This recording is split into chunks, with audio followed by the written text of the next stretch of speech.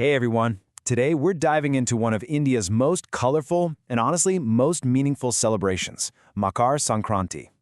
It's this incredible festival that's just packed with flavor, tradition, and a really deep connection to the sun and the earth. So I want to start with a question for you. What do a bonfire, a kite, and a cow all have in common? I know it sounds like a weird riddle, right? But the answer is actually Makar Sankranti.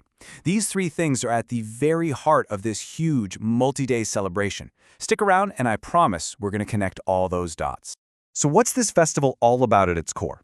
Well, it's actually an astronomical event. You see, unlike a lot of Indian festivals that follow the lunar calendar, this one is all about the sun. And that's why it pretty much always falls around January 14th or 15th. It marks the exact moment the sun moves into the Capricorn zodiac sign, or Makara, which signals the end of winter and the promise of longer, warmer days. It's a big deal. Now, the celebration isn't just one day. It often goes on for 3, especially in southern India. And it all kicks off with this really powerful theme, purification. Day 1 is called Bhogi, and it's basically all about out with the old and in with the new. The main event of Bhogi is this spectacular bonfire that gets lit right as the sun comes up. Families gather up all their old, unwanted stuff. You know, a broken chair, some worn-out clothes, anything that represents the past, and they toss it all into the flames. It's a very real, very physical act of just letting go. But this is way more than just spring cleaning.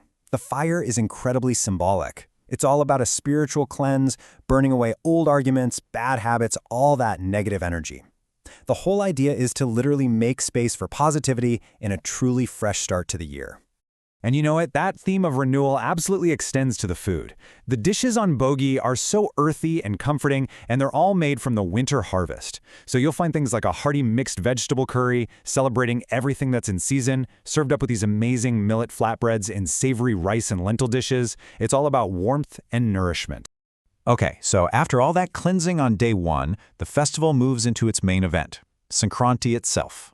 If Bhogi was about looking inward and purifying yourself, Day 2 is all about looking outward and upward, celebrating the sun and, just as importantly, strengthening the bonds of your community. And this day is just packed with rituals. It often starts with a purifying dip in a holy river, then everyone puts on brand new clothes. Homes are decorated with these beautiful, intricate patterns drawn on the floor called Mugalu. And, of course, prayers are offered to the sun god, thanking him for the energy that keeps us all going. And this leads us to maybe the most iconic image of Sankranti. Skies just filled with colorful kites. This tradition is so much more than just a game. In places like Gujarat, it becomes this massive festival where everyone's on their rooftops, flying kites in these friendly but pretty fierce competitions. But beyond all the fun, each kite is seen as a kind of message, reaching up to the sun to say thank you for the return of longer, brighter days.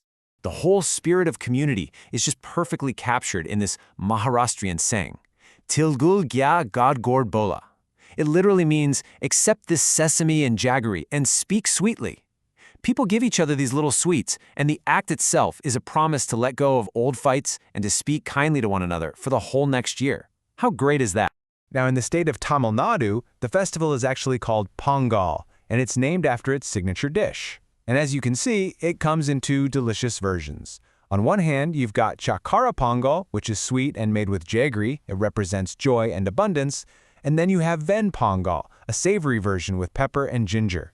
Both start with that freshly harvested rice, but they show off the flavor of the harvest in totally different and equally amazing ways. The third day of the festival, called Kanuma, has a focus that is just so unique and heartwarming. It's a day dedicated entirely to honoring the animals that are the absolute backbone of an agricultural community, the cattle. On Kanuma, farmers give their cattle a complete day of rest and respect. The animals are lovingly bathed, their horns are painted in these vibrant, brilliant colors, and they get decked out with bells and flowers. It's just this beautiful, visible expression of gratitude for all their hard work through the year.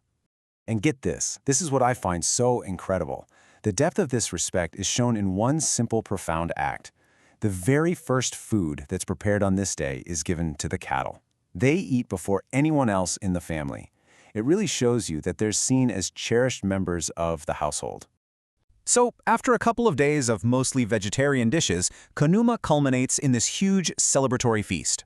In a lot of communities, especially in places like Andhra Pradesh and Telangana, this means you're going to find these delicious, crispy lentil fritters called jaggery, often paired with a spicy chicken curry. It's a huge, joyful meal that officially marks the end of the harvest season. So, as we've seen, this whole festival connects the cosmos, the community, and the cattle. But the one thread that ties it all together, it's the food, specifically the ingredients that come straight from the new harvest. Every single key ingredient you see during this festival has a purpose. It's not random at all. Sesame seeds are believed to provide warmth to the body during the cooler weather. Jaggery gives you this great boost of energy. The new rice, that's the sacred first fruits of all the farmers' hard work. And sugarcane, well, that symbolizes the sweetness and joy that everyone is hoping for in the new year. It's like a menu designed by centuries of wisdom. So back to our riddle from the beginning. What connects a bonfire, a kite, and a cow? It's this incredible festival.